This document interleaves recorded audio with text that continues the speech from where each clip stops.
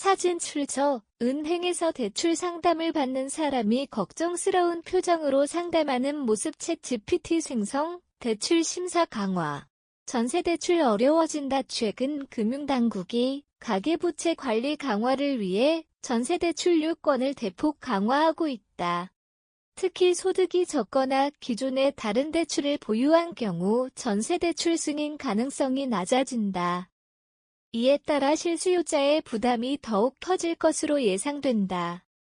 정부는 그동안 급증한 가계대출을 억제하기 위해 총부채 원리금 상환 비율 (DSR) 규제를 강화해왔다.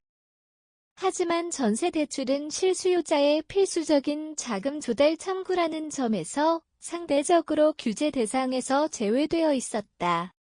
그러나 최근 금융권에서는 전세대출에도 여타 대출과 동일한 규제를 적용해야 한다는 목소리가 커지면서 심사 기준 강화 움직임이 본격화되고 있다.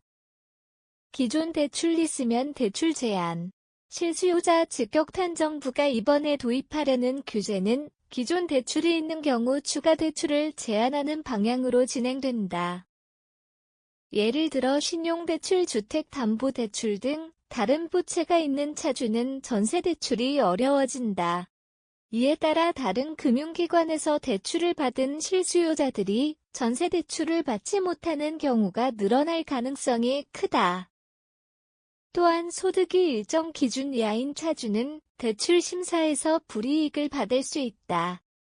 소득 대비 부채 수준이 높다고 판단되면 전세자금 대출이 거절될 가능성이 커진다. 특히 청년층이나 사회초년생처럼 소득이 적은 계층은 대출을 받기 더욱 어렵게 될 전망이다. 대출 한도 축소. 실수요자 부담 증가. 전세대출 한도도 점점 줄어들고 있다. 과 거에는 전세 보증금의 80%까지 대출이 가능했지만 현재는 일부 은행에서 대출 한도를 60에서 70%로 축소하고 있다. 이는 금융당국이 과도한 대출을 방지하기 위해 보증 비율을 낮추고 있기 때문이다.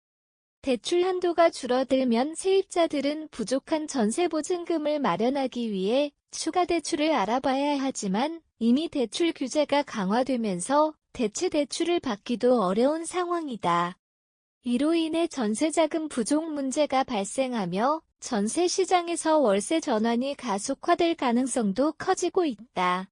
전세대출 규제 강화로 인해 기존 대출이 있거나 소득이 적은 차주들은 대출 심사에서 불이익을 받을 가능성이 높아졌다.